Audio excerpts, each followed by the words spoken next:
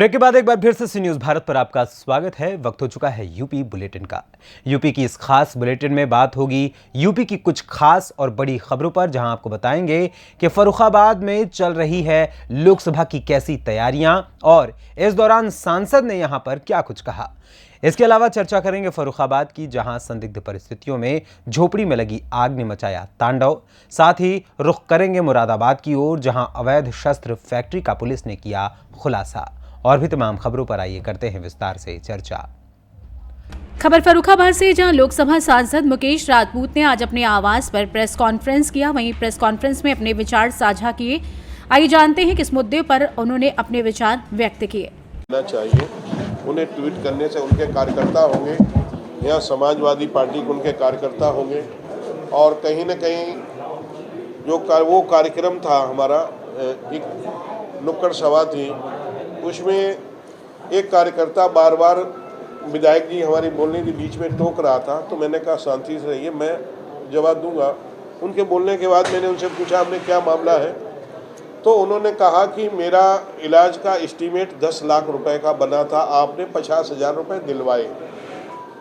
मैंने कहा जब एस्टीमेट बनता है, कोई भी बीमारी का एस्टीमेट बनता है, तो एस्टीमेट बनने के बाद में प्रधानमंत्री केयर फंड से यदि 2 लाख है तो 1 लाख मिलता है, यदि 5 लाख है तो 2.5 लाख मिलता है, यदि 6 लाख है तो 3 लाख मिलता है। यदि 3 लाख से ऊपर प्रधानमंत्री केयर फंड से कोई पैसा आज तक नहीं मिला है, तो इसलिए मैंने कहा कि आपको 50,000 मिला, आपको इलाज की और आवश्यकता थी, तो आपको दूसरा एस्टीमेट बना के हमें देना चाहिए, मैं आपको और पैसा दिलवाता। बोलेंगे नहीं आपने पैसा नहीं दिलवाया। मेरे यहाँ कोई भी आए, किसी भी जात का है, किसी भी धर्म का है, किसी भी मजहब का है, मैंने कभी किसी को रोका नहीं। और अगला 50,000 रुपये लेने के बाद कह रहा कि साहब आपने पैसा दिलवाया नहीं।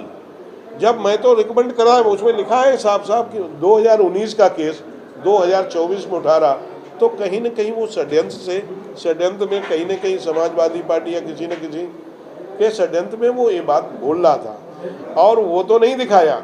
मैंने उसे यही कहा भैया वोट देना ना देना, लेकिन कम से कम झूठ तो मत बोलो। इसके अलावा तो मैंने कुछ कहा नहीं।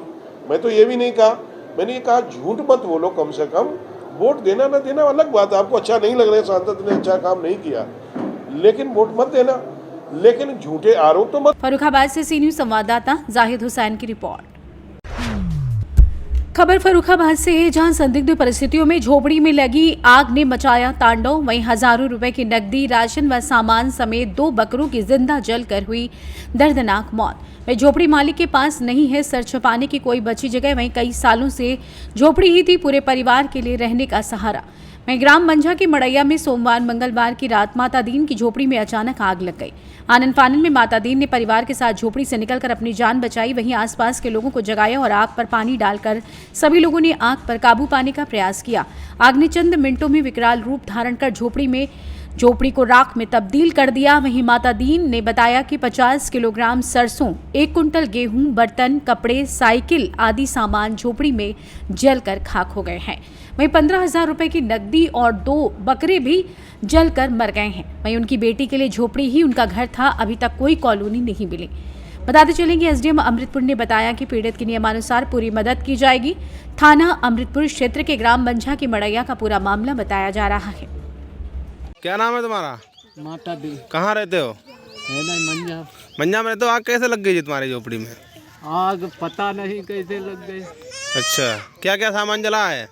जामल सामान सरसों जल गई, सरसों और गेहूँ जल गए, और जो कुछ हतो तो सब सामान जल गो। अच्छा, बकरा जल गो। कई बकरा जले हैं? 2। कितने बकरा जले हैं? 2। और क्या क्या जला है? और का पैसा बताओ तो 15,000 रुपया। 15,000 रुपये जल गए? हाँ। अच्छा, और सारा सामान जल गया है? हाँ, सारा सामान। कोई पुलिस आई थी रात में? नहीं, कोई नहीं आया था? कोई नहीं। अच्छा, गेहूँ, सरसों और 15,000 रुपये नगद? हाँ, बिलिया बथना और सब जल गए? सब जलिए गो। 2 बकरा जिंदा जले हैं। हाँ। फर्रुखाबाद से सी न्यूज़ संवाददाता जाहिद की रिपोर्ट। खबर मुरादाबाद से, जहां अवैध शस्त्र फैक्ट्री का पुलिस ने किया भंडाफोड़। एक अभियुक्त को पुलिस ने गिरफ्तार कर लिया है। बताते चले कि अवैध शस्त्र फैक्ट्री का पुलिस ने खुलासा करते हुए 2 तमंचे 315 बोर और 1 तमंचा 12 बोर और 1 तमंचा पुनिया 12 बोर 3 तमंचे अधबने 5 नाल छोटी बड़ी अभियुक्त के पास से और भी अन्य उपकरण बरामद किए हैं।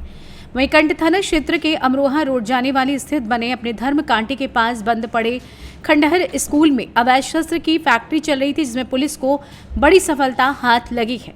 वहीं अवैध शस्त्र की फैक्ट्री चलाने वाले अभियुक्त अनीश पुत्र शरीफ मोहल्ला चौधरियान उमरी कला निवासी को गिरफ्तार किया गया है। आइए जानते हैं इस विषय में एसपी ट्रैफिक संतोष गंगवार का क्या कुछ कहना है। सर, ये शस्त्र फैक्ट्री पकड़ गई, कहाँ से इसको आरोपी को अरेस्ट किया गया, क्या जानकारी मिली थी? थाना काट के अंतर्गत एक गांव उमरी कला पड़ता है।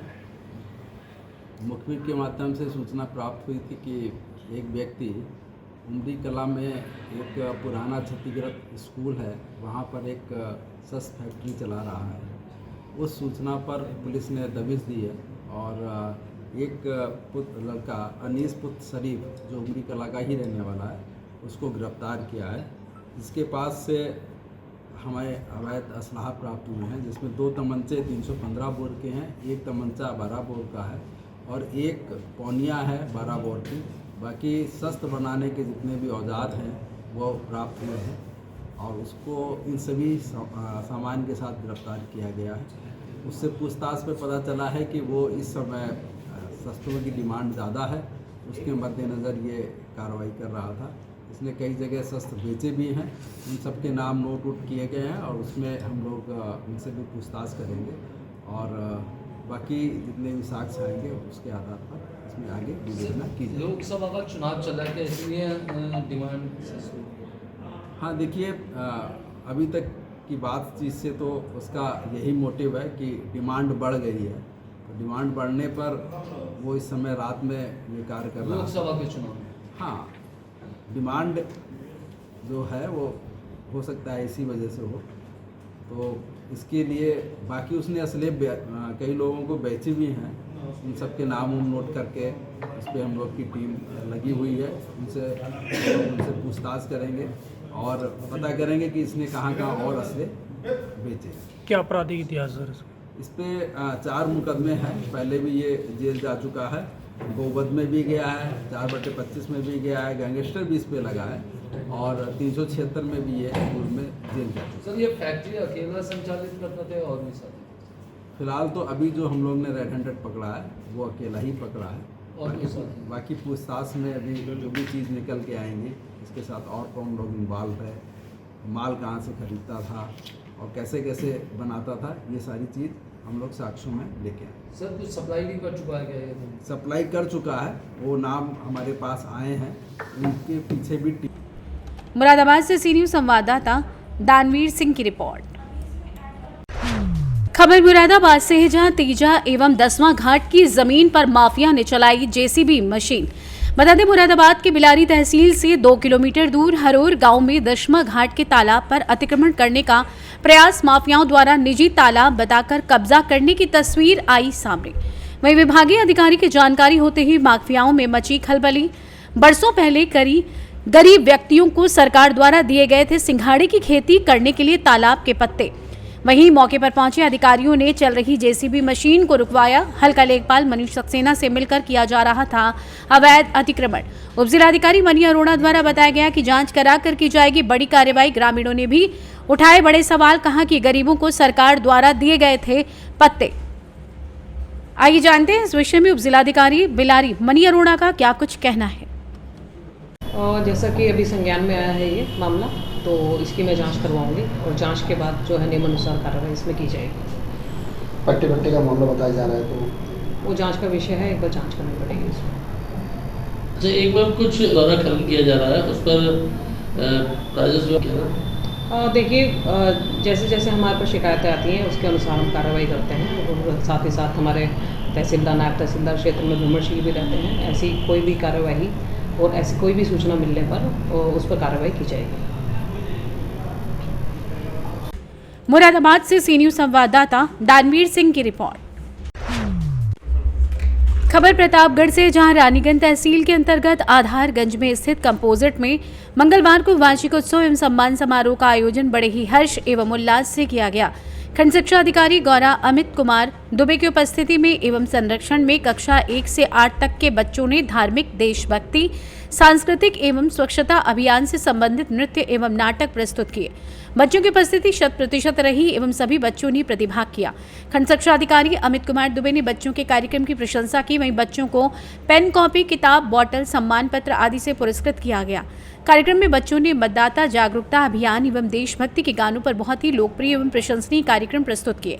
कार्यक्रम में खंड शिक्षा अधिकारी अमित कुमार दुबे, पंकज तिवारी, ग्राम प्रधान राम सजीवन पाल, प्रधानाध्यापक जगतपाल गुप्ता सहित अन्य लोगों की उपस्थिति रही।